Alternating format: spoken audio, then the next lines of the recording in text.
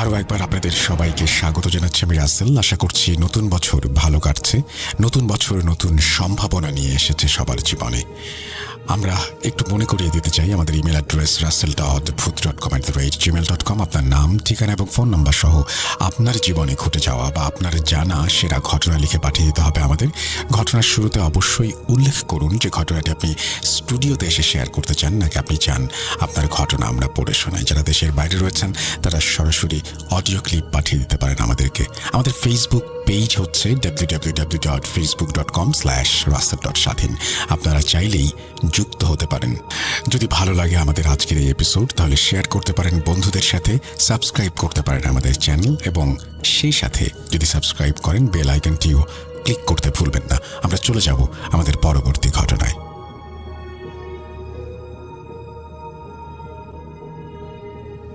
আসসালামু আলাইকুম রাসেল ভাই এবং প্রিয় শ্রোতা বন্ধুরা, আশা করি সকলেই ভালো আছেন।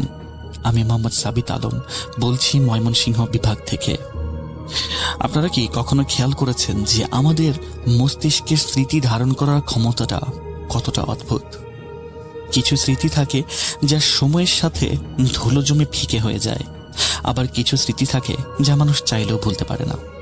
মনের কোনো এক জায়গায় সেই স্মৃতিটা রয়েই যায়। আজকের এই ঘটনাটি যার জীবনে ঘটেছে ওনার নাম আফজাল। ঘটনাটি 2011 সালের ডিসেম্বর মাসের। বাংলাদেশে তখন হাড় কাঁপানো শীত, কুয়াশায় মোড়ানো সেই সময়টাতে আফজাল ভাই মনে প্রাণে বিশ্বাস করতেন যে ওনাদের জীবনে কিছুটা সংগ্রাম থাকলেও জীবনটা স্বাভাবিকভাবেই চলছিল। ওনারা ঘুণাক্ষরেও টের পাননি যে ওনাদের অজান্তেই ওনাদের সাথের বসত বাড়ির দেয়ালগুলোর আড়ালে কিছু অশরীরী অস্তিত্ব বাসা বাঁধছে। আফজাল ভাই ওনার পরিবারের সাথে বসবাস করতেন বাংলাদেশের নারায়ণগঞ্জের অত্যন্ত পুরাতন এবং ঐতিহ্যবাহী এলাকায়। আপনারা যারা পুরানো ঢাকা এবং নারায়ণগঞ্জ দেখেছেন অলিগলিতে, ওনারা হয়তো সহজেই দৃশ্যটা কল্পনা করতে পারবেন। এলাকাটার গলিগুলো ছিল বেশ সরু। দিনের বেলাতেও মনে হয় সূর্যের আলো বেশি একটা পৌঁছাতো না। আফজাল ভাইদের বাড়িতে মোটেও কোনো রাজপ্রাসাদ ছিল না, বরং মধ্যবিত্তের ঘামে গড়ে ওঠা এক টুকরা আশ্রয়স্থল। বাড়ির চার দেয়ালের ভেতরে ছোট্ট একটা উঠান, যেখানে রোদের এক চিলতে আলো দুপুরে উকি দিত। এক পাশে ছিল বাথরুম, সামনের দিকে থাকার জন্য দুটি রুম, আর বাড়ির একটু ভেতরের দিকে যেখানে আলো বাতাস কম সেখানে ছিল 3rd নাম্বার রুম। এই তৃতীয় রুমটিকে ওনারা স্টোর রুম হিসেবে ভাড়া দিতেন বা ব্যবহার করতেন। বাড়িটি আফজাল ভাইয়ের বাবা অর্থাৎ মরহুম চাচাজান ওনার সারা জীবনের জমানো পাই পয়সা দিয়ে তিলে তিলে গড়ে তুলেছিলেন। তিনি আজ এই দুনিয়াতে নেই। আফজাল ভাইয়ের আম্মাও ওনাদের ছেড়ে পরপারে পাড়ি জমিয়েছেন অনেক আগেই। এখন এই পৈতৃক ভিটায় আফজাল ভাই, ওনার স্ত্রী আইরিন আপু, ওনাদের 3 ছেলে 1 মেয়ে এবং সবার ছোট বোন ঝুমাকে নিয়ে বসবাস করতেন। আফজাল ভাইয়ের বড় 2 বোনের বিয়ে হয়ে গিয়েছিল। ওনারা এখন নিজের সংসার সামলাতে ব্যস্ত। আফজাল ভাই নিজে একটি মাল্টিন্যাশনাল কোম্পানির ফ্যাক্টরিতে কাজ করতেন। ওনার ডেইলি রুটিন ছিল কাটার মতো, ঘড়ির কাটা। ডেইলি যাওয়া আসা, ভোরবেলাতে যাওয়া, এই নিয়ে যাই বেতন পেতেন উনি, ওনাদের জীবনটা খুব সুন্দরভাবেই চলছিল। কিন্তু কে জানতো এই পরিচিত শান্তির আড়ালেই ঘাপটি মেরে বসে আছে অজানা আতঙ্ক। সেই দিনটি ছিল একদম সাধারণ। অন্যান্য দিনের মতোই সকালে আফজাল ভাই কাজের উদ্দেশ্যে বেরিয়ে গেলেন। ফ্যাক্টরির ভেতরে বিশাল সব মেশিনে কান ফাটানো আওয়াজ, তেলের গন্ধ এবং শ্রমিকদের হাড় ডাকের মাঝখানে ওনার দিনটি কেটে গেল। দুপুরের কাজের চাপে তিনি ঠিকমতো খেতে পারলেন না। সন্ধ্যায় যখন উনি বাসায় ফিরলেন তখন শীতের রাত নামতে শুরু করেছে। গলির মুখে সোডিয়াম লাইটগুলো নিভু নিভু অবস্থায় জ্বলছে। বাসায় ঢুকে উনি দেখলেন বাচ্চারা উঠানে খেলাধুলা করছে। বাচ্চাদের গায়ে তখন শীতের কাপড়। আইরিন আপু হাসি মুখে জানালেন যে আজ ঝুমা খুব চমৎকার একটি সবজি এবং ছোট মাছের তরকারি রান্না করেছে।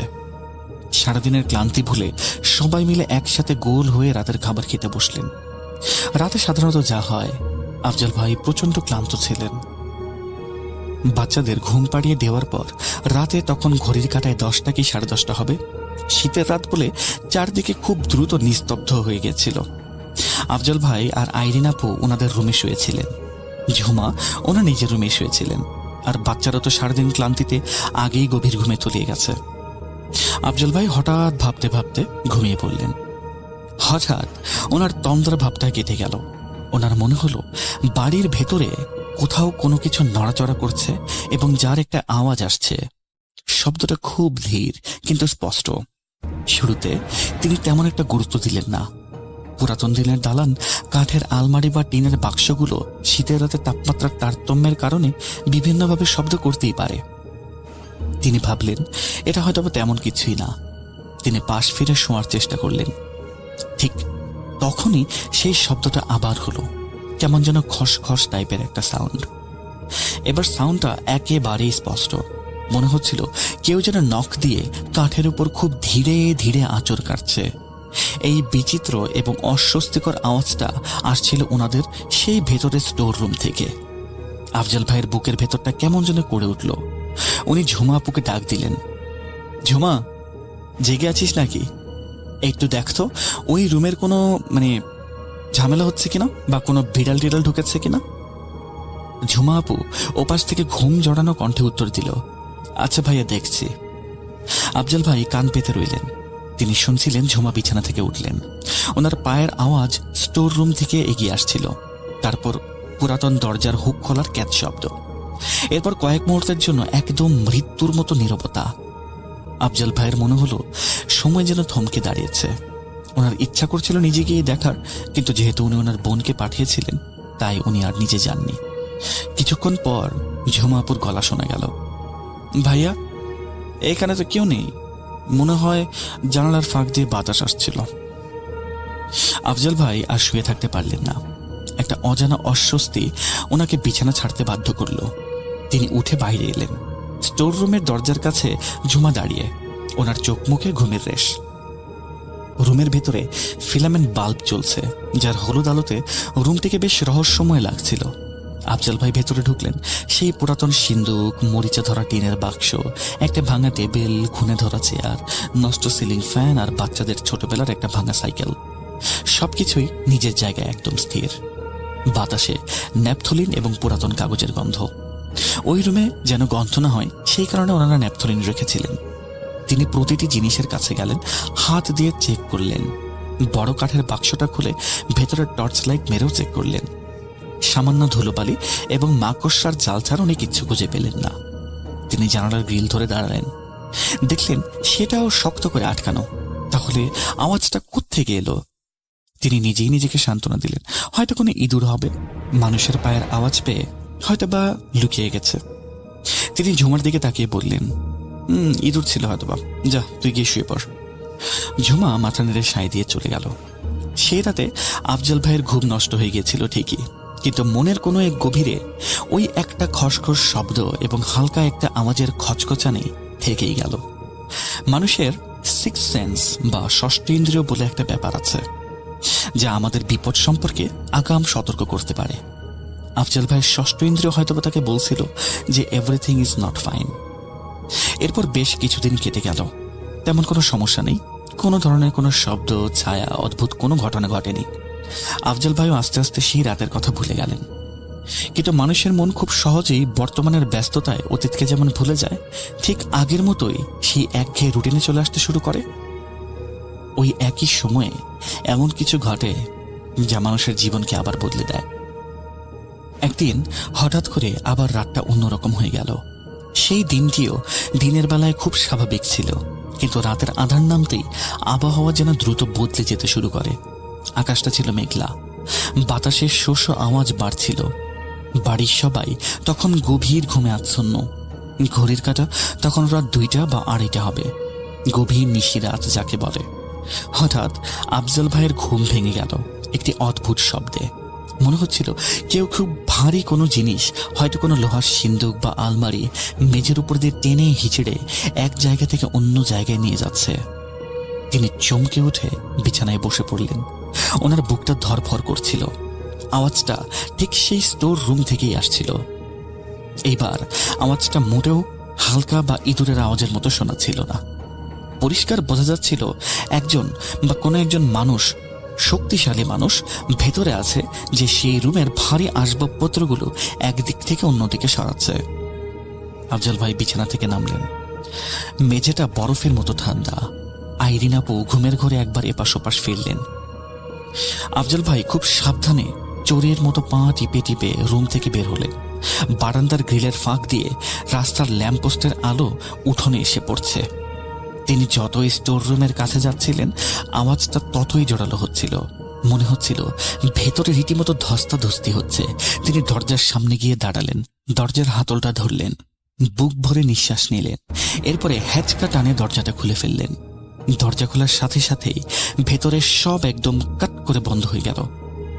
মানে কেউ মনে হয় সুইচ টিপে শব্দ থামিয়ে দিল। তিনি দ্রুত লাইটের বাটনটাকে প্রেস করলেন। রুমটি আলোকিত হয়ে উঠল। কিন্তু অদ্ভুত, অবিশ্বাস্য ব্যাপার হলো, প্রতিটি জিনিস ঠিক আগের মতোই একই জায়গায় ছিল। সেই সিন্দুক, চেয়ার, টেবিল সব ইঞ্চিতে ইঞ্চিতে একদম ঠিকঠাক। কোথাও কোনো নড়াচড়ার কোনো চিহ্ন নেই। মেঝের ধুলোর আস্তরে কোনো নতুন পায়ের ছাপও নেই। আর রুমের ভেতর একটা গভীর শূন্যতা আর ভারী নিস্তব্ধতা বিরাজ করছিল। এতটাই নিস্তব্ধ যে আফজাল ভাই নিজের হৃৎপিণ্ডের সাউন্ড পর্যন্ত শুনতে পাচ্ছিলেন। তিনি কয়েক মুহূর্ত দরজার চৌকাঠের পাথরের মতো দাঁড়িয়ে রইলেন। ওনার মনে হলো কেউ কি ওনার সাথে মশকরা করছে কিনা, নাকি এটা ওনার মনের ভুল। তিনি ভেতরে ঢুকে আবার সবকিছু নেড়েচেড়ে দেখলেন। সিন্দুকের নিচে, আলমারির পেছনে উকি দিলেন। তন্ন তন্ন করে খুঁজেও কোনো কিছুর হদিস পেলেন না। শুধু একটা জিনিস ওনার নজরে এলো, রুমের ভেতরে বাইরের তুলনায় টেম্পারেচার অনেক বেশি লো, যেন কোনো ডিপ ফ্রিজের দরজা খোলা হয়েছে। তিনি বিভ্রান্ত হয়ে দরজা বন্ধ করলেন এবং রুমে এসে শুয়ে পড়লেন। তিনি মাত্রই শুয়েছেন, চোখের পাতা প্রায় একই হয়েছে, সাথে সাথে সেম আওয়াজ। এবার মনে হলো কেউ মেঝের উপর দিয়ে কিছু একটা ঘষতে ঘষতে দরজার দিকে আসছে। এবার আফজাল ভাই প্রচন্ড মেজাজ খারাপ করলেন। ভয়কে ছাপিয়ে রাগ উঠে গেল ওনার। তিনি ভাবলেন নির্ঘাত কোনো বন বিড়াল বা খাটাস জাতীয় প্রাণী ভেন্টিলেটর দিয়ে ঢুকে গিয়ে তাদের ট্রেস দিচ্ছে। তিনি রাগে গজগজ করতে করতে পুনরায় উঠলেন, দ্রুত পায়ে গিয়ে দরজা খুললেন এবং লাইট অন করলেন। কিন্তু ঠিক আগের মতোই সবকিছু একেবারে সাইলেন্ট। একটা শব্দও নেই, একেবারে খালি, নিথর এবং নিস্তব্ধ। তিনি মনে মনে একটা গালি দিলেন। রাগে দরজার লকটা সজোরে আটকে দিয়ে এইবার নিজেকে জোর করে ঘুমানোর প্রস্তুতি নিতে শুরু করলেন। কিন্তু সেই রাতে ওনার ঘুম আর ভালো হলো না। তিনি সারাটা রাত কান খাড়া করে শুয়ে রইলেন, কিন্তু আর কোনো শব্দ শুনতে পেলেন না। পরের দিন সকালে ফ্যাক্টরিতে যাওয়ার আগে আফজাল ভাই আইরিন আপু এবং বোন ঝুমাকে কড়া নির্দেশ দিয়ে গেলেন। তিনি বলেছিলেন, শোনো, আজ তোমাদেরকে একটা কাজ দেব। ওই যে স্টোর রুমটা আছে না, প্রতিটা ফাইল, বক্স, আসবাবপত্র অ্যান্ড হাঁড়ি পাতেল সব কিছু বের করবা। রুমটা একদম খালি করে ফ্লোর ফিনাইল দিয়ে মুছবা। আমি দেখতে চাই ভেতরে কোনো প্রাণী লুকিয়ে আছে কিনা। আর আমি একটা বিহিত করেই ছাড়বো এটার, because every night I don't like it. সন্ধ্যায় যখন তিনি হাড় ভাঙা খাটনি শেষে বাসায় ফিরলেন, তখন দেখলেন সবকিছুই স্বাভাবিক।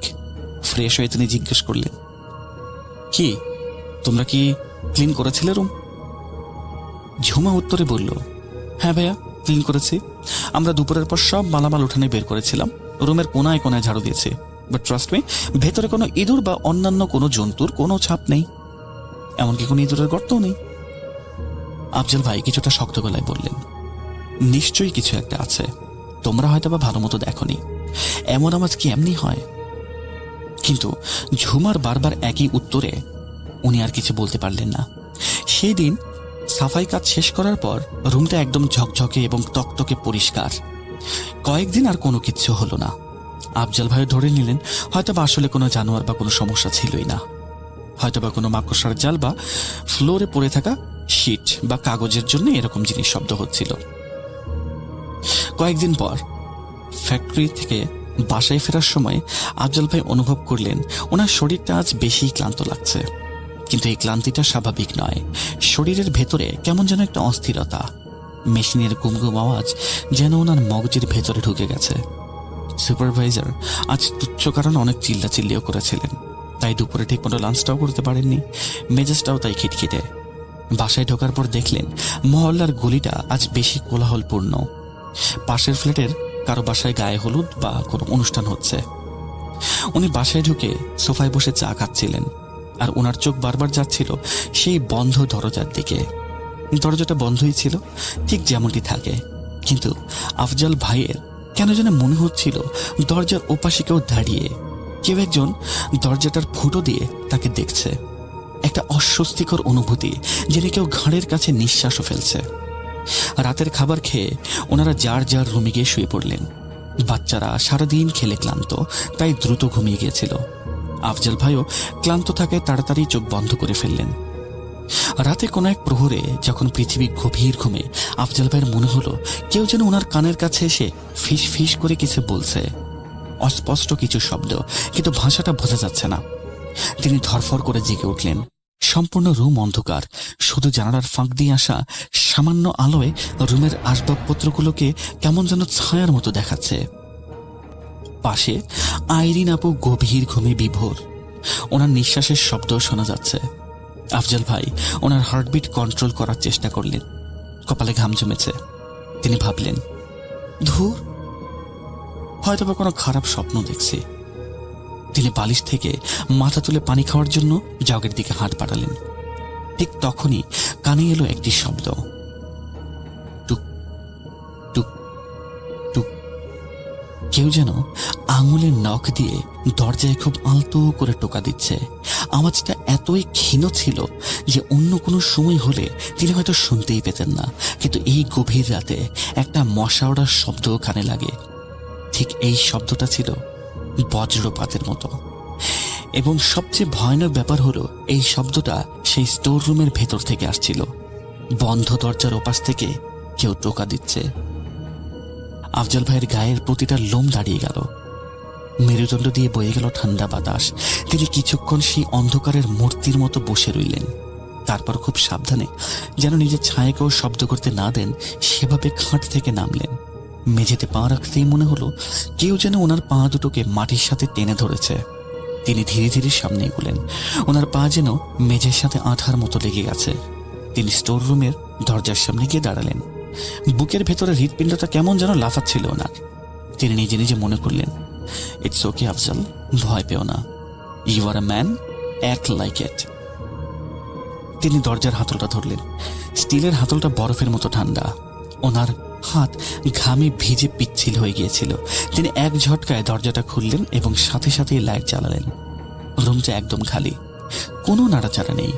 সেই পুরাতন আসবাব, ধুলোবালি। ভেতর উকি দিয়ে দেখলেন, খাটের নিচে দেখলেন, কিচ্ছু পেলেন না। উনি একটা দীর্ঘশ্বাস ফেললেন। নিজের বোকামের জন্য নিজেই হাসলেন। তিনি দরজাটা বন্ধ করে যেই পেছনে ঘুরেছেন, অমনি ভেতর থেকে বিকট একটা শব্দ হলো, ধুম করে, যেন উপর থেকে কোনো ভারী বস্তা বা মানুষের শরীর নিচে আছাড় খেয়ে পড়েছে। আফজাল ভাইয়ের কলিজা এবার যেন শুকিয়ে গেল। তিনি ছিটকে সরে গেলেন দরজার কাছে, ঘুরে তাকালেন, কিন্তু এইবার আর সাহস হলো না দরজা খোলার। ওনার মনের ভেতরে এমন এক আদিম ভয় বাসা বাঁধল, যা চিৎকার করে কোনো কাউকেই সে বলতে পারছিলেন না। তিনি বুঝতে পারলেন ওপাশে যা আছে তা কোনো ইঁদুর বিড়াল নয়, বরং যাই আছে এটা ওনার সাথে খেলছেন। উনি সোজা দৌড়ে নিজের রুমে গিয়ে শুয়ে পড়লেন। কাঁথা মুড়ে দিয়ে শুয়ে রইলেন, কিন্তু সারা রাত চোখের পাতা এক করতে পারলেন না। প্রতিটা মুহূর্ত মনে হচ্ছিল এই বুঝি দরজা খুলে কেউ বেরিয়ে আসবে। পরের দিনগুলোতে আফজাল ভাই ফ্যাক্টরিতে কাজ করার সময় সব সময় আতঙ্কে থাকতেন। মেশিনের শব্দেও উনি টোকা দেওয়ার সময় মাঝে মাঝে চমকে উঠতেন। বাড়িতে আইরিন আপু এবং বাচ্চাদের জন্য ওনার খুব চিন্তা হতো। মনে হতো উনি যখন বাসায় নেই তখন যদি কিছু হয়ে যায়। একটা সপ্তাহ এভাবেই গেল। অদ্ভুত ব্যাপার হলো, এই এক সপ্তাহে আর কোনো আওয়াজ, কোনো কিচ্ছু নেই, কিন্তু আফজাল ভাইয়ের মনের শান্তি উধাও হয়ে গিয়েছিল। ওনার মনে হচ্ছিল এটা কোনো সাধারণ নীরবতা নয়, কোনো একটা অদৃশ্য শক্তি সবুর করছে, অপেক্ষা করছে, পেশেন্টলি শক্তি সঞ্চয় করছে পরবর্তী আঘাত হানার জন্য। আর সেই ভয়ঙ্কর রাতটি খুব দ্রুতই চলে এলো। সেই বিকেলে ওনাদের বাসায় কিছু মেহমান এসেছিল। আইরিনাপুর বাপের বাড়ির আত্মীয় স্বজন। অনেকদিন পর বাসায় মেহমান আসায় রান্না বান্না হলো, অনেক হাসাহাসি, সবাই মিলে চা নাস্তা খেলেন। আফজাল ভাই নিজেকে খুব স্বাভাবিক দেখানোর অভিনয় করছিলেন, হাসছিলেন, গল্প করছিলেন, যেন কেউ ওনার মনের ভেতরের ঝড়টা বুঝতে না পারে। তিনি চাননি মেহমানদের সামনে এই টাইপের কোনো কথাবার্তা বলে পরিবেশটা নষ্ট হোক। অনেক রাতে মেহমানরা বিদায় নিলেন। গেট লক করলেন সবাই, লাইট অফ করলেন এবং ক্লান্তিময় শরীর নিয়ে শুয়ে পড়লেন। মাঝরাতে, সম্ভবত রাত 3টা হবে, হঠাৎ করে আফজল ভাইয়ের ওয়াশরুমে যাওয়ার প্রয়োজন পড়ল। তিনি খুব সাবধানে, যেন আইরিন আপুর ঘুম না ভাঙে সেইভাবে মশারি তুলে নামলেন। ওয়াশরুমে গেলেন। শীতের রাত, পানি বরফের মতো ঠান্ডা। অজু করে বাথরুম থেকে বের হলেন। তিনি যখন করিডোর দিয়ে হেঁটে নিজের রুমের দিকে ফিরছিলেন, ঠিক তখনই ওনার কানে আবার সেই আওয়াজটা এলো। তবে এই আওয়াজটি কোনো জিনিস টানার, ঘষানোর বা পড়ার আওয়াজ ছিল না। এটি ছিল সম্পূর্ণ মানুষের গলার আওয়াজ, কোন এক মহিলার কান্নার শব্দ, খুব নিচু স্বরে, অস্পষ্টভাবে, যেন কেউ দেয়ালের ওপাশে বসে ফুঁপিয়ে ফুঁপিয়ে কাঁদছে। কান্নাটা এতটাই করুণ এবং বিষাদ মাখা ছিল যে শুনলে বুকের ভেতরটা দুমড়ে যায়। কিন্তু সেই কান্নার মধ্যে এমন কিছু একটা ছিল যা স্বাভাবিক নয়, একটা হাহাকার, একটা অশুভ ইঙ্গিত। আফজাল ভাইয়ের শরীরে এবার ঘাম বাড়তে শুরু করলো। তিনি দরজার সামনে দাঁড়িয়ে গেলেন। ওনার মনে মনে সূরা ইখলাস এনে উনি পড়তে লাগলেন, আয়াতুল কুরসি সহ। কিন্তু কান্নাটা থামছিল না, বরং মনে হচ্ছিল তিনি যত দ্রুত কাছে যাচ্ছেন, কান্নাটা তত স্পষ্ট হচ্ছে, যেন ওপাশের সত্তাটি বুঝতে পারছে যে আফজাল ভাই দরজার ওপাশে দাঁড়িয়ে। আমি জানি না কেন আফজাল ভাই এতটা ভয় পাওয়ার পরেও সেই রুমের দিকে এগিয়ে গিয়েছিলেন। হয়তো কৌতূহল অথবা কোনো অদৃশ্য আকর্ষণ তাকে টেনে নিয়ে যাচ্ছিল। তিনি ধীরে ধীরে সেই দরজার হ্যান্ডেলে হাত রাখলেন। ওনার নিঃশ্বাসটা ভারী হয়ে আসছিল, গলা শুকিয়ে কাঠ। তিনি খুব সাবধানে দরজাটি একটু ফাঁকা করলেন। ভেতরে নিকষ কালো অন্ধকার, বাইরে ল্যাম্পপোস্টের আলো আজ যেন দেখা যাচ্ছে না। তিনি দেয়ালের সুইচ বোর্ডের দিকে হাত বাড়িয়ে লাইট জ্বালালেন। লাইটটা জ্বলে উঠল এবং তিনি ভেতরে পা দিলেন। ঠিক তখনই অলৌকিকভাবে রুমের লাইটগুলো টাস করে শব্দ করে ফিউজ হয়ে গেল। মুহূর্তের মধ্যে সব অন্ধকার। আফজাল ভাই চমকে ওঠার আগেই ওনার পেছনের দরজাটা সজোরে ধড়াম করে বন্ধ হয়ে গেল। তিনি পরিষ্কার শুনতে পেলেন বাহির থেকে কেউ একজন দরজার ছিটকিনি বা লক আটকে দিয়েছে। আফজাল ভাই এখন সেই রুমের ভেতর বন্দী। তারপর তিনি যা দেখলেন তা তিনি কোনোদিনও ভুলতে পারবেন না। রুমের মাঝখানে সেই অন্ধকারের ভেতরে যেন আরো ঘন এক অন্ধকার নাড়াচাড়া করছিল। ওনার মনে হলো অন্ধকারে কালো কণাগুলো একত্রিত হয়ে কোনো একটা আকৃতিতে রূপ নিচ্ছে। দেয়াল থেকে ছায়াগুলো নেমে এসে জড়ো হচ্ছে মেঝের মাঝখানে। সেই আকৃতিটি কোনো সাধারণ ছায়া ছিল না, একটা মানুষের মতো ছায়া, অনেক লম্বা, আর কাঁধগুলো ছিল অস্বাভাবিকভাবে চওড়া। মানুষের শরীরের গঠনের সাথে তেমন কোনো মিল নেই। আফজাল ভাই ওনার পুরো চেহারা দেখতে পাচ্ছিলেন না, কারণ সেখানে কোনো আলোই ছিল না। উনি ভয়ে পিছিয়ে গেলেন, দেয়ালে পিঠ থেকে দাঁড়ালেন। দেয়ালটা ছিল বরফের মতো ঠান্ডা। তিনি অনুভব করছিলেন রুমের ভেতরের বাতাস যেন দ্রুত শেষ হয়ে যাচ্ছে, অর্থাৎ অক্সিজেনের ঘাটতি হচ্ছে। সেই জিনিসটি ধীরে ধীরে কোনো শব্দ না করে ওনার কাছে এগিয়ে এলো বলে মনে হলো। আফজাল ভাই চিৎকার করলেন, বাঁচাও আমাকে, কে আছো, আমাকে বাঁচাও। কিন্তু ওনার গলা দিয়ে কোনো স্বর বের হলো না, যেন কেউ ওনার গলার শ্বাসনালী বা স্বরনালী চেপে ধরে আছে। ঠিক তখনই ওনার মাথার ভেতরে সেই মহিলার কান্নার শব্দ আরো তীব্র হয়ে গেল। এবার আর বাহিরে নয়, মনে হচ্ছিল মস্তিষ্কের ভেতরে কেউ কান্না করছে। হঠাৎ তিনি অনুভব করলেন কেউ তার ডান হাতে খুব জোরে চাপ দিয়েছে। সেই হাতের কোনো চামড়া বা মাংসের স্পর্শ ছিল না, আগুনের মতো গরম, হাড় কাঁপানো একটা ফিলিংস। তিনি ভাবলেন যে এই অবস্থায় উনি আর বেঁচে থাকতে পারবেন না। উনি বুঝতে পারছিলেন কোনো কিছু একটা তার মুখের কাছে চলে আসছে। উনি খুব বাজে গন্ধ পেতে শুরু করলেন। ঠিক যখন ওনার সহ্যের সীমা ছাড়িয়ে গেল, তখন ওনার কানের কাছে এক বিকট আওয়াজ হলো, যেন কিছু বিস্ফোরিত হয়েছে বা ফেটে গিয়েছে। আফজাল ভাইয়ের চোখের সামনে সব অন্ধকার হয়ে গেল। ওনার শরীর অবশ হয়ে মেঝেতে লুটিয়ে পড়ল এবং তিনি জ্ঞান হারালেন। আফজাল ভাই জানেন না তিনি সেখানে কতক্ষণ বেহুশ হয়ে পড়েছিলেন। সেই অন্ধকার ঘরে সময় যেন থমকে গিয়েছিল। যখন ওনার সেন্স ফিরে এলো, তখন সবার আগে উনি নিজের শরীরের প্রচন্ড ওজন আর ব্যথা অনুভব করলেন। তিনি চোখ খোলার চেষ্টা করলেন, কিন্তু চোখের পাতাগুলো যেন আটকে গেছে। মাথার ভেতরে অসম্ভব যন্ত্রণা। মনে হচ্ছিল অনেক দূর থেকে মানুষজন ফিস ফিস করে কথা বলছে। উনি ধীরে ধীরে আওয়াজগুলো পরিষ্কার শুনতে পেলেন। উনি শুনতে পেলেন আইরিন আপুর কণ্ঠস্বর খুব আতঙ্কিত এবং কান্না জড়িত গলায় ডাকছিল, আফজাল, শুনতে পাচ্ছ? তুমি চোখ খোলো, তুমি কি শুনতে পাচ্ছ আমাকে? কি হয়েছে তোমার? তিনি অনেক কষ্টে শরীরের সমস্ত শক্তি একত্রিত করে চোখ খুললেন। ওনার চারপাশের বাড়ির সবাই গোল হয়ে দাঁড়িয়ে, ওনার 3 ছেলে, মেয়ে, আইরিন আপু আর বোন ঝুমা, এমনকি 2-1 প্রতিবেশীও সেখানে ভিড় করেছিলেন। সবার চোখে মুখে চরম আতঙ্ক। আফজাল ভাই উঠে বসার চেষ্টা করলেন, কিন্তু শরীরে কোনো দম পাচ্ছিলেন না। ঝুমা কাঁপা কাঁপা গলায় বলে উঠল, ভাইয়া তুমি কি ঠিক আছো? কি হয়েছে তোমার? আফজাল ভাই কিছু বলতে চাইলেন, কিন্তু বলতে পারলেন না। আইরিন আপু ওনার শাড়ির আঁচল ভিজিয়ে খুব আস্তে আস্তে আফজাল ভাইয়ের মুখ মুছে দিচ্ছিলেন। আফজাল ভাই ফুপিয়ে ফুপিয়ে কাঁদছিলেন। আফজাল ভাই হাত দিয়ে সম্পূর্ণ মুখ স্পর্শ করলেন ওনার হাতের তালুতে রক্ত, ওনার গালে, কপালে, গলায় ভারী কোনো আঁচড়, যেন কোনো হিংস্র পশু বা ধারালো নখ ওনার শরীরে আঁচড় দিয়েছে। সেই ক্ষতগুলো তীব্র জ্বালা পোড়া করছিল। এভাবেই দিনটা কেটে যাচ্ছিল। দুপুর গড়িয়ে সন্ধে হয়ে গেল, কিন্তু আফজাল ভাইয়ের অবস্থার কোনো উন্নতি নেই। তিনি কাউকে কিছু বলতেও পারছিলেন না। ওনার মনে হচ্ছিল কথা বললেই সেই জিনিসটা আবার ফিরে আসবে। আইরিন আপু খুব চিন্তিত হয়ে আফজাল ভাইয়ের শ্যালক আলীকে ফোন করলেন এবং দ্রুত আসতে বললেন। আলী ভাই আফজাল ভাইয়ের কলিগ ছিলেন এবং খুব বুদ্ধিমান মানুষও ছিলেন। আলী ভাই আসার পর যখন আফজাল ভাইকে এই অবস্থায় দেখলেন, উনি রীতিমতো শকড। আফজাল ভাইয়ের মতো তাগড়া একটা মানুষের এই অবস্থা কিভাবে হয়? আফজাল ভাইয়ের গায়ে হাত দিয়ে আলী ভাই দেখতে পেলেন প্রায় অনেক জ্বর। থার্মোমিটারে মাপা হলে দেখা যায় 104 ডিগ্রি। আলী ভাই ওনার কাঁধে হাত রেখে বললেন, আফজাল ভাই কি হয়েছে? চুপ করে আছেন কেন? কালকে রাতে কি চোট ঢুকছিল নাকি? আফজাল ভাই নীরবে তাকিয়ে রইলেন। ওনার চোখে এমন আতঙ্ক ছিল যা ভাষায় প্রকাশ করার মতো না।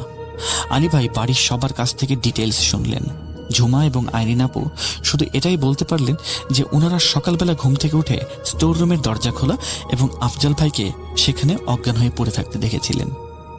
রাত যখন গভীর হচ্ছিল, আফজাল ভাইয়ের জ্বরের ঘোরে প্রলাপ বকা বাড়ছিল।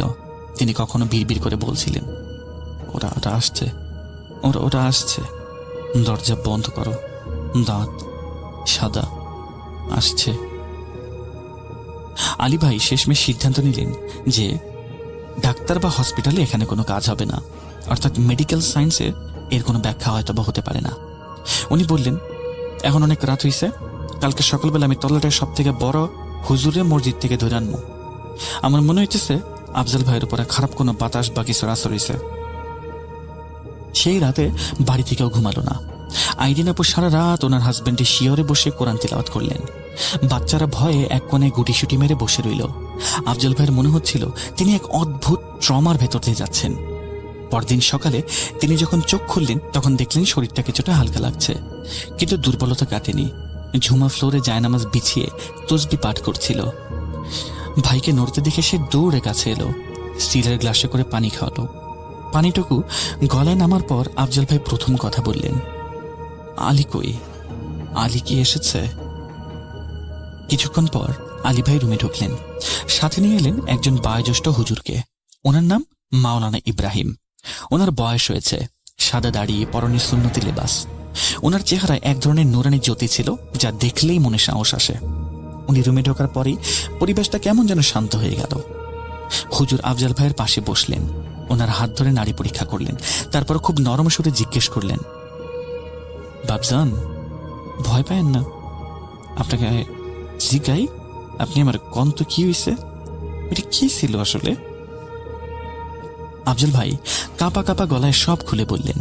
সেই মাঝরাতে ঢোকা, দরজার ওপাশের কান্না, রুমের লাইট নিভে যাওয়া, সেই অবয়ব সব কিছু বললেন। সব শুনে হুজুর চোখ বন্ধ করে কিছুক্ষণ চুপ রইলেন, তারপর গম্ভীর গলায় বললেন, এইটা কোনো সাধারণ ঘটনা না, এটা তো পুরাতন কিছু একটা মনে হইতেছে। আচ্ছা দেখি। তিনি পকেট থেকে ছোট্ট একটা কিতাব বের করে দোয়া এবং আয়াত পড়তে লাগলেন। পড়ার এক ফাঁকে তিনি আলীকে বললেন, বাবার চোখে একটা কাপড় বেঁধে দাও তো, সে যেন কিছু দেখতে না পারে। আলী ভাই তাই করলেন। আফজাল ভাইয়ের চোখে কাপড় বাঁধার প্রায় 1 ঘন্টা পার হয়ে গেল। হুজুর উচ্চস্বরে রুকিয়া বা কোরআনের আয়াত পড়তে লাগলেন। আফজাল ভাই অনুভব করছিলেন ওনার শরীরের ভেতর দিয়ে বিদ্যুৎ চমকাচ্ছে। কখনো প্রচন্ড গরম লাগছে, আবার কখনো হাড় কাঁপানো শীত।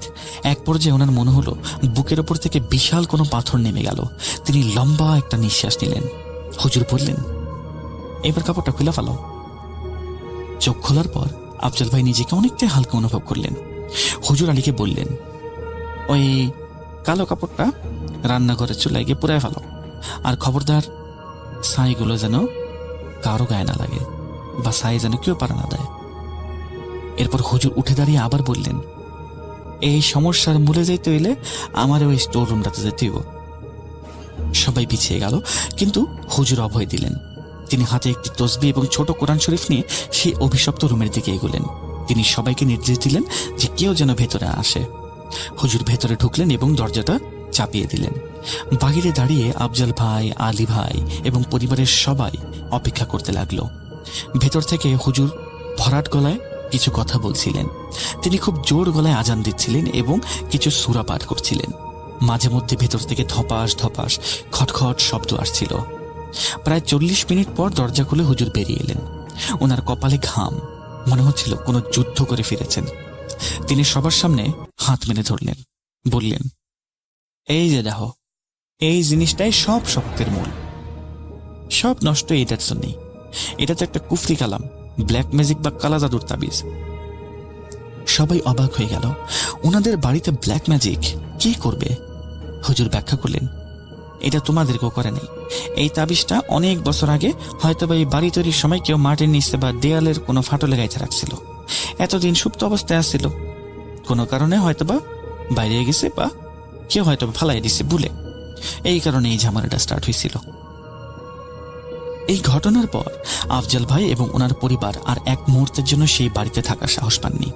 যদিও হুজুর তাবিজটি নষ্ট করে দিয়েছিলেন এবং বাড়িটি বন্ধ করে দিয়েছিলেন, কিন্তু তারপরে ওনাদের মনে আর সাহস ছিল না।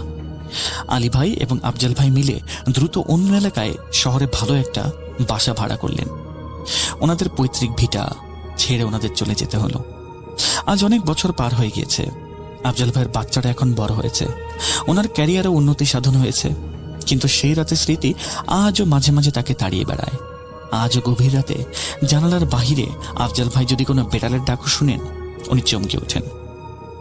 বিজ্ঞানের কাছে হয়তো এটার ব্যাখ্যা আছে, কিন্তু আফজাল ভাই এটার কোনো ব্যাখ্যা দিতে পারেননি। উনি আমাকে এই ঘটনাটা এই পর্যন্তই বলেছেন। আমি জানি না ঘটনাটা আপনাদের কতটুকু ভালো লেগেছে বা আনন্দ দিতে পেরেছে। আমি আমার সাধ্যমতো চেষ্টা করি ভালো ঘটনা আপনাদের জন্য কালেক্ট করার জন্য। তারপরেও যদি ভালো না লাগে, আই এম রিয়েলি সরি। ভালো লাগলে আপনাদের সকলকেই আমি ধন্যবাদ জানাচ্ছি এবং কৃতজ্ঞতা জানাচ্ছি। সকলে ভালো থাকবেন, সুস্থ থাকবেন। আমি মোহাম্মদ সাবিত আলম আজ বিদায় নিচ্ছি। আসসালামু আলাইকুম।